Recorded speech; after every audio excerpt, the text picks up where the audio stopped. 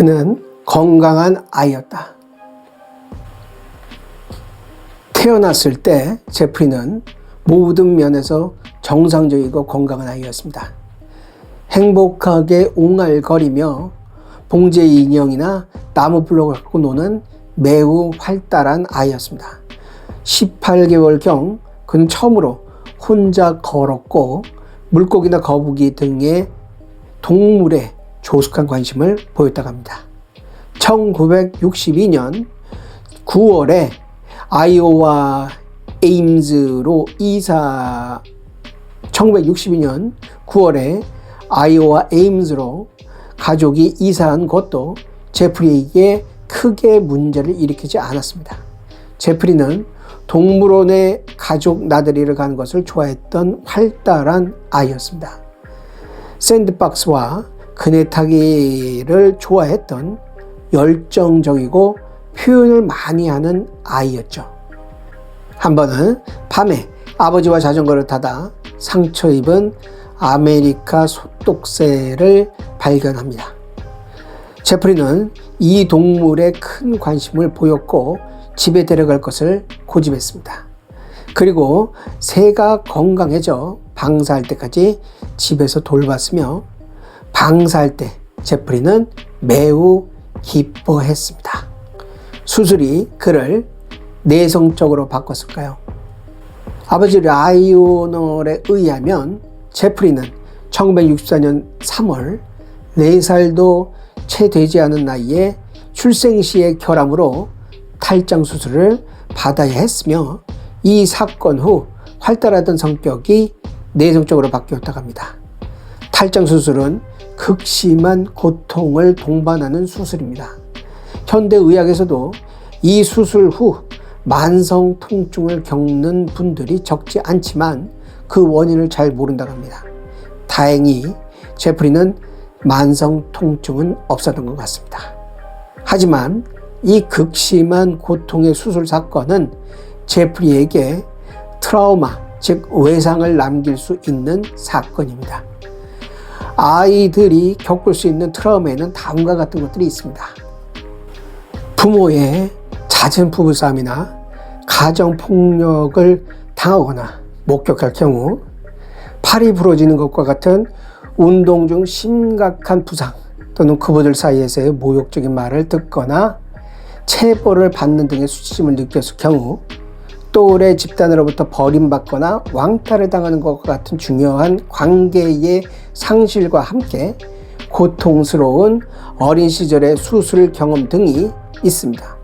마지막이 제프리의 경우에 해당됩니다. 그러면 이 수술이 그의 활달한 성격을 내성적이고 은둔적인 성격으로 바꿨을까요? 성격이 하나의 사건으로 바뀌는 경우는 매우 드뭅니다. 내가 보기에는 어머니의 방임에 가까운 양육으로 인한 애착 외상은 그가 태어나서부터 계속 있어 왔습니다. 그러나 그것이 잘 드러나지 않았을 뿐이죠. 이것이 가능했던 이유는 첫째, 그는 순한 기질의 아이였기 때문입니다.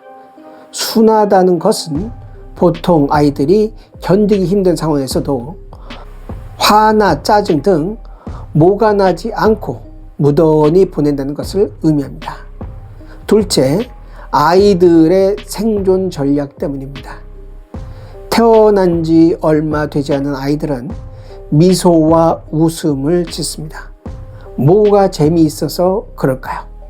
이는 상황이 재미있어서 웃는 것이라기보다는 양육자가 자신을 좋아해서 자신을 잘 돌봐주도록 하기 위한 살인 미소입니다. 그래서 아이들은 대개 상황을 잘 몰라도 연신 미소를 양육자에게 발사하는 것입니다. 저 좀 이뻐해 주세요. 나 이쁘죠? 잘 보살펴 주세요. 이런 두 가지의 기둥이 4년 동안 받아온 부모의 방치와 끊임없이 들리는 비난이 난무하는 부부싸움 속에서 그를 밝고 활기찬 아이로 겉보이게 한 것입니다. 그러다 어른도 참기 힘들다는 탈장 수술이란 커다란 충격에 이 댐이 무너진 것이죠. 그는 원래 내성적인 아이였습니다. 그리고 우리는 여기서 간과할 수 없는 것이 있습니다. 4살 때 탈장 수술 전까지 제프리가 활기차고 활달했다는 아버지 라이오넬의 기억을 우리는 100% 믿을 수 있는가 하는 것입니다. 그의 어머니 조이스가 전투 같은 부부싸움을 하고 발작과 산후 우울증과 불안장애 등 다양한 정신적 문제를 알았음에도 자신이 남들과 크게 다르지 않았다고 여겼듯이 제프리 또한 자신이 남과 다르지 않았다고 말했듯이 기억과 판단은 신뢰할 수 없는 경우가 더러 있습니다. 특히 그의 아버지와 어머니는 애착 장애나 아동기 외상 등에 대해 그 당시에 알지 못했습니다.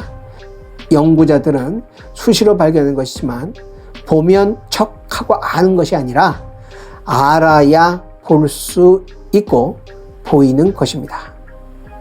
그래서 부모의 무관심으로 부모와 관계, 특히 감정적인 관계를 최대한 거부하는 회피성 애착 장애를 가진 아이를 마치 혼자서 잘 놀고 자신의 일을 알아서 하는 조숙한 아이로 착각하는 부모들을 종종 볼 수 있는 것도 이 때문입니다.